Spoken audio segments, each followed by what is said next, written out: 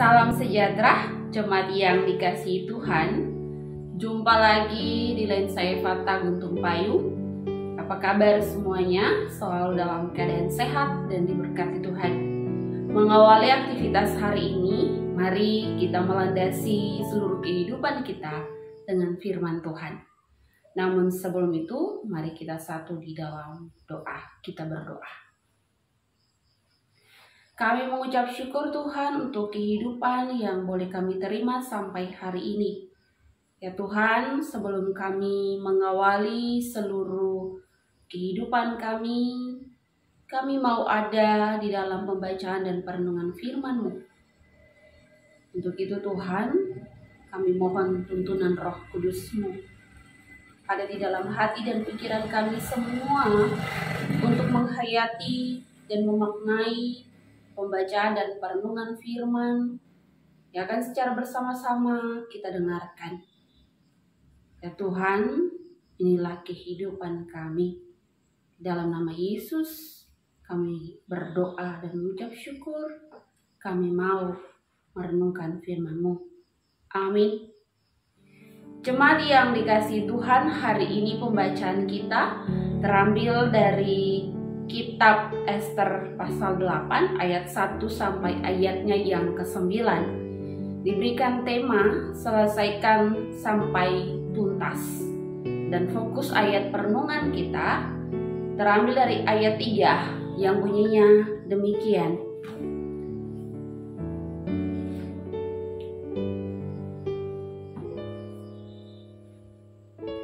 Kemudian Ester berkata lagi kepada raja sambil sujud pada kakinya dan menangis memohon karunia-Nya supaya dibatalkannya maksud jahat Haman, orang Agag itu, serta rancangan yang sudah dibuatnya terhadap orang Yahudi. Demikianlah pembacaan firman Tuhan. Haleluya. Jemaat yang dikasihi Tuhan, rancangan yang baik mendatangkan hal yang baik. Sedangkan rancangan yang jahat mendatangkan kejahatan. Kedua hal ini bisa saja ada dalam diri kita, apalagi dalam menjalani hidup di dunia ini. Bisa saja kita merancang hal-hal yang baik bagi sesama, namun bisa juga kita merancang hal-hal yang jahat bagi sesama kita. Atas realita hidup yang demikian, maka firman Tuhan menasihati kita saat ini melalui kisah Ester, Mordekai, Raja Ahasveros, dan juga Haman bin Hamedata. Kita belajar untuk memiliki sikap hidup yang benar di hadapan Tuhan. Kisah ini juga mau menjadi pelajaran iman yang harus kita hidupi dengan sungguh-sungguh dalam kehidupan kita semua sebagai umat Tuhan. Jemaat yang dikasihi Tuhan, ada 3 hal yang dapat kita pelajari dari firman saat ini.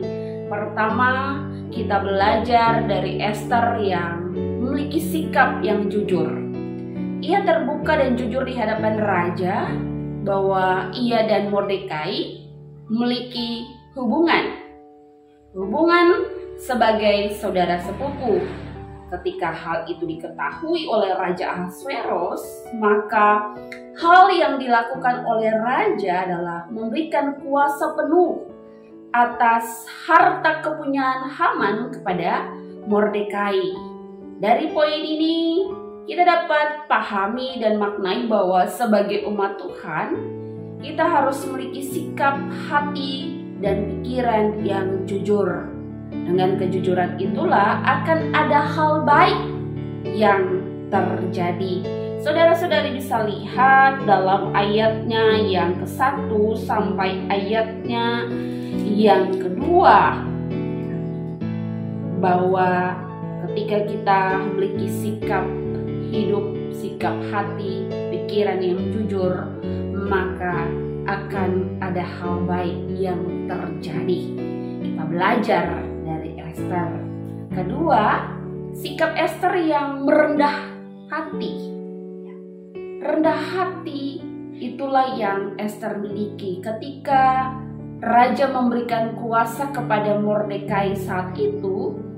Ester juga memohon di hadapan Raja untuk bangsa Yahudi dapat terbebas dari rancangan jahat Haman.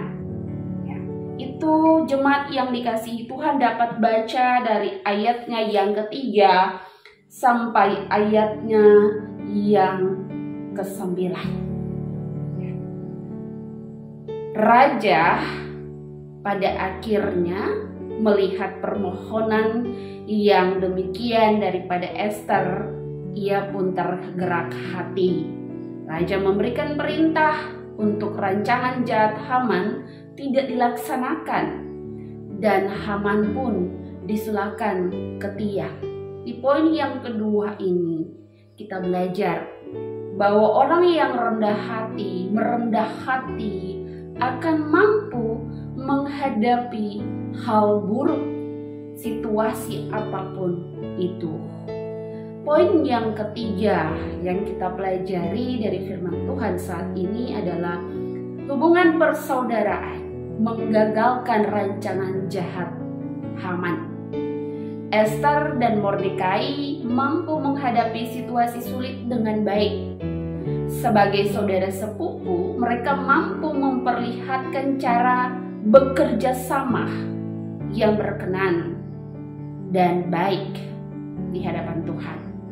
Dengan strategi yang baik dari Ester dan Haman, mereka dapat membalikkan situasi keadaan yang semula Haman merancang untuk membinasakan bangsa Israel, malah menjadi Haman bin Hamedata sendirilah yang pada akhirnya mendapatkan rancangan jahat itu sendiri, di mana ia diserahkan pada tiang sampai mati. Dari poin yang ketiga ini, saudara-saudari jemaat yang dikasihi Tuhan, kita belajar untuk memiliki kehidupan persaudaraan yang saling menopang antara satu dengan yang lainnya. Kalau ada saudara kita yang mengalami kesulitan, biarlah kita hadir, membantu dan menolongnya, serta menguatkannya untuk menghadapi keadaan tersebut. Dengan cara yang demikian, kita akan mampu bersama-sama membalikkan keadaan yang sulit menjadi tidak sulit. Namun, bila kita saling menyalahkan, tidak saling peduli, hanya mementingkan diri sendiri, maka yang terjadi hanya kericuhan dan perselisihan. Jemaat yang dikasihi oleh Tuhan Yesus Kristus, dari ketiga poin ini kita semua belajar untuk menghadapi kehidupan ini dengan berbagai rancangan-rancangan baik dari diri kita sendiri maupun dari orang lain. Dalam menghadapi hal tersebut, mari datang dengan sikap yang jujur di hadapan Tuhan, datang dengan rendah hati di hadapan Tuhan, lalu kemudian saling menopang, saling menguatkan dalam kehidupan persaudaraan dengan keluarga, dengan persekutuan, dengan sesama masyarakat dimanapun kita berada. Sehingga apa? Seperti tema kita, bahwa kita akan hadir mampu selesaikan seluruh kehidupan tanggung jawab kita dengan tuntas dan dengan cara-cara, dengan strategi yang berkenan di hadapan Tuhan. Selamat memasuki dan menjalani kehidupan kita hari ini dengan sungguh-sungguh memaknai firman Tuhan. Tuhan Yesus memberkati. Jemaat yang dikasihi Tuhan, mengakhiri renungan kita di pagi ini, mari kita satu di dalam doa. Kita berdoa. Terpujilah Allah di dalam Yesus Kristus, Tuhan dan Juru Selamat kami. Kami sudah boleh membaca dan merenungkan firman-Mu. Mari Tuhan, jadikanlah kami semua sebagai pribadi-pribadi yang jujur di hadapan Tuhan, rendah hati, dan bersikap saling menopang, saling menguatkan. Sehingga kita mampu hadir menghadapi keadaan-keadaan hidup yang penuh dengan berbagai pergumulan ini dengan percaya bahwa segalanya akan kembali baik.